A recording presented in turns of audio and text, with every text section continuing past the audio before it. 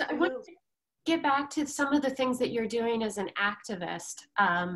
But first, I wondered if you could tell me a little bit about what you heard from women who were in Massachusetts' only prison for women, that's at Framingham, during this past year of COVID-19.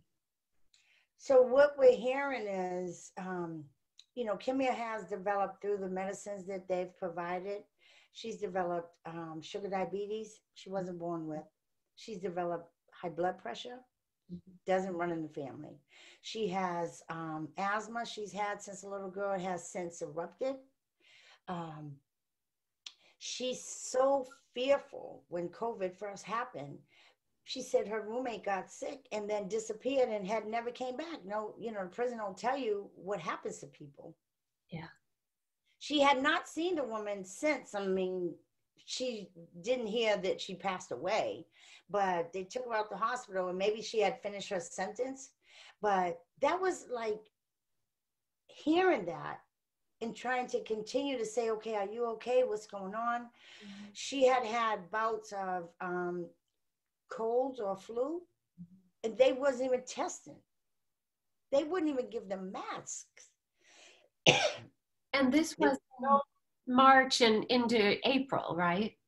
April, right. And so what they started doing was taking them out of the units and putting them in modulars all together. And we're saying, well, why would you do that and take them out of two women's cells to bring them into all together? You can't practice social distancing. What are modulars then? Are those are larger group settings? The modulars we called the mods were like trailer huts. Okay. They had bathrooms and showers, but they were really trailers placed. That was what they used over the years for overcrowdedness. Okay. And how many women would live inside a modular? About 68. 68? 68. There's 68 to a unit. Okay. So if you move everybody off a unit and you keep two people there that are sick, you would think you would take the two sick people, put them in the mod to let them heal. And, if when COVID happened, obviously HSU, the hospital wing, must have been overloaded. So they started putting people in the mods. So you didn't know who was sick and who wasn't.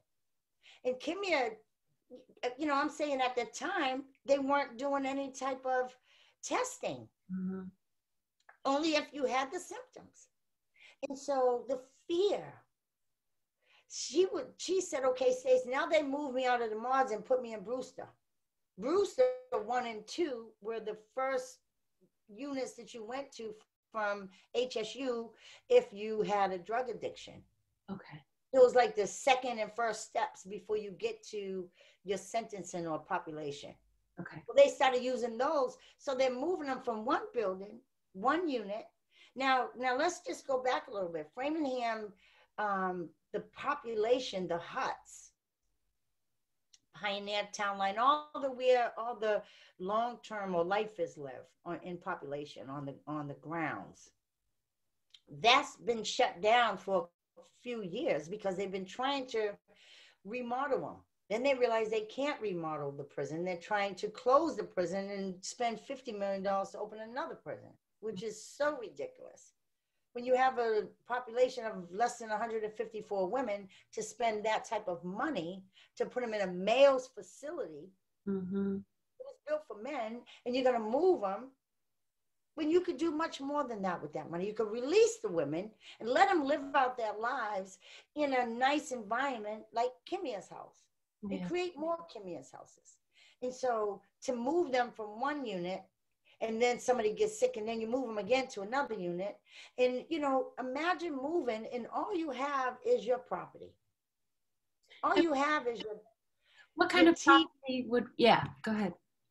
You have a property, a hot pot, your books, they have their tablets, mm-hmm. and then their clothes. You're able to have 5 pairs of outfits, sweatpants, pair of jeans, 5 pairs of sneakers or shoes. And that's all your world, all your legal paperwork and documents and pictures. you're traveling, trying to travel that. And sometime if they come and shut the unit down, they'll pack your stuff and move it. And often you won't even get most of your canteen back. Mm.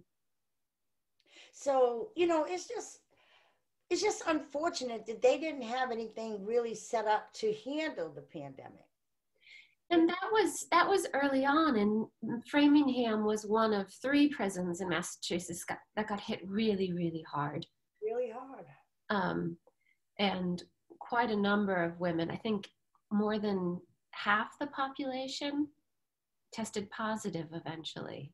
Yeah.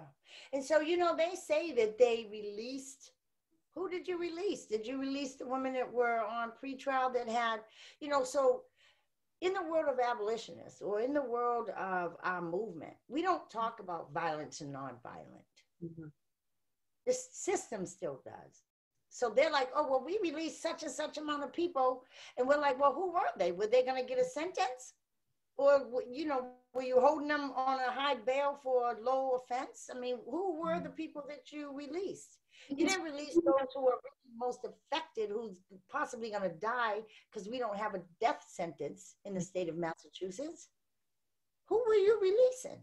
Because Framingham operates, right, because there are so few women in the criminal justice system, right? So Framingham also works as like a jail. That's right. They hold the county jails. And so those women would normally be releasing and getting out. That's right. Yeah. That's